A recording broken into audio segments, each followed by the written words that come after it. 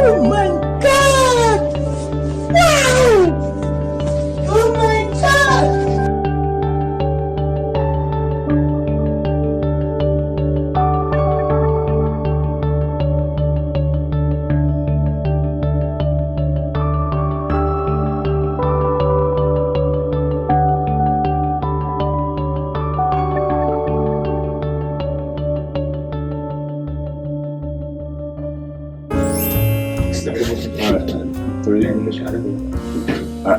I'm sure most of you have heard that jingle before that. Oh, hell no! I'm loving it. The slogan of McDonald's, which is one of the major so-called fast food corporations, where every 1 in 3 Americans get food from every single day. However, in the generation that got cheap, accessible, and most importantly, quick sources of food, it is hard to remember that it hasn't always been like this. People didn't have pre-made meals for the family and could have spent hours on just dinner. That was until the invention of TV dinners, which revolutionized the preparation of meals for the family. TV dinners are frozen, pre-made meals that can be ready to serve quickly only by heating it. The first time this method was introduced was when Clarence Birdseye from Brooklyn, New York, first had frozen packaged fish, revolutionizing the storing and preparing of food. With the help of Birdseye's invention, the double belt freezer, 2 extremely cold plates quickly freezing packaged food, the Maxim's company sold the first complete frozen dinners to airlines. However, plans to sell the same meals in supermarkets, also known as strato plates, were stopped after the company founder, William L. Maxim's death in 1945. Therefore, TV dinners didn't start becoming an uprising trend until 1949, when Albert and Meyer Bernstein, with their company Frozen Dinners Incorporated, actually created these frozen meals on aluminum trays with multiple compartments, similar to the trays that are currently being used in school cafeterias all over the world, just with a different material. But the Swanson Company took over the concept, who, according to the salesman of the company, Gary Thomas, quote-unquote, thought of the idea after seeing 260 tons of frozen turkey after Thanksgiving in railroad cars. Being a well-known brand at the time, the Samson Company utilized these portion trays heavily by serving holiday staples alongside bird, ready to be heated in the oven to serve, coming up with the phrase TV dinners. From then on, TV dinners only grew as time went on, despite mixed reactions, since within the first year, 10 million trays were sold. These trays eventually grew with the oncoming trend of television sets, which underwent a boom in the 1950s, going from being owned by 9% of U.S. households to 87% by 1960. These pre-made meals underwent further changes in 1986, when the Campbell Soup Company introduced microwave-safe trays, cutting preparation to only a couple minutes, even being too convenient for diners. These pre-made meals have been long sustaining, even having a resurgence, especially in the 1920s. Americans spending 50% more on those type of meals at those restaurants.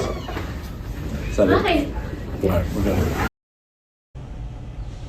Fast food chains are a great example of these pre-made meals, with a more distinct history but far more popular, with the average household spending 10% of their income per year on it, in the ever-growing industry. The first hamburger and so-called fast food chain was White Castle, a corporation that still exists today, still generating over $700 million in revenue annually. It originated in Wichita, Kansas, selling small hamburgers but in large amounts, with franchise A&W root beer syrup. Along with the growth of automobiles, more drive-in restaurants spread across the country, with people known as car hops on roller skates serving customers in the comfort of their own cars. However, the preparation of the food wasn't as innovative until 1948, when Maurice and Richard McDonald, can you guess what restaurant they founded? Created the Speedy Service System, a fast assembly line for burgers and french fries, a system that allowed for lower prices, more amounts, and most importantly, quick food. Ray Kroc would then eventually use their one-of-a-kind system in order to gain leverage, franchising their red and white tile restaurants with their notable golden arches to multiple locations, having a more uniform design that we all know and love. In the 1950s, many more fast food restaurants were created, like Dunkin' Donuts, KFC, and Burger King.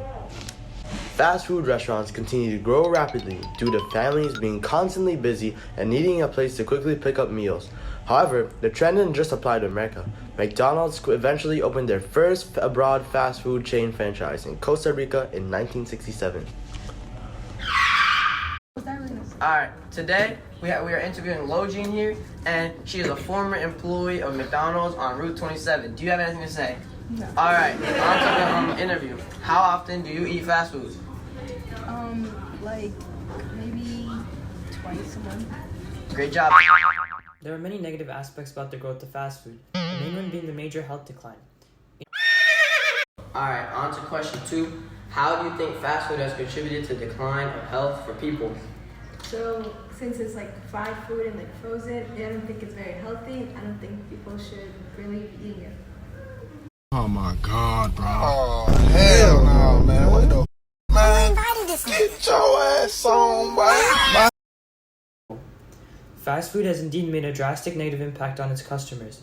Since 1970, the start of an era in which fast food was more prominent, global obesity has nearly tripled, with 72% of all adults in the US being overweight or obese. This is in large part due to high-calorie, artificial, sugary, and possibly even chemical-containing foods sold by these massive corporations. It all started when President Nixon started promoting more farmers to grow crops, especially corn, which revolutionized the American diet, as high-fructose corn syrup started being one of the most prominent ingredients in not only the industry, but in many food products in general all over the world. It started being used due to being much cheaper than actual sugar and extended the shelf life majorly of many items, leading to a major decline in health. Now, why hasn't this been focused on by top officials, considering so much of the population eats fast food every day? Well, fast food corporations have grown so much and played a large role in society that it has started interfering in government policies, especially abroad. Fast food companies finance countries' policies and provide evidence from studies which are also funded by them. The method that Coke is heavily involved in health policies in China and still promoting itself, but also in more global branches like India and Brazil, which with companies including Starbucks. That's it. Alright, on to question 3. How is the working environment in fast food in general? So I don't think it was that bad. Like it was sanitary in there, and the workers were nice and everything. But it's just that pay wasn't that good. But other than that, I think it was okay. The working conditions of fast food workers in general has actually improved a lot, especially with the handling of ingredients like meat, which is a prominent ingredient in the products served by the fast food companies. A journalist named Upton Sinclair posed as a worker in the meatpacking industry, getting first-hand experience at the disgusting handling of meat and what goes in it. The publication gained so much traction that the Pure Food and Drugs Act was passed in 1906, ensuring sanitary measures were being kept, especially in the food prepping workplaces. The Food and Drug Administration was eventually created, making sure the cleanliness and safe ingredients were being served, especially in the fast food industry, to the people. So now, when you are going to your favorite fast food restaurant, whether it is McDonald's or Starbucks, really think about how fast food has transformed throughout the years and see if you are still loving it as much as you did.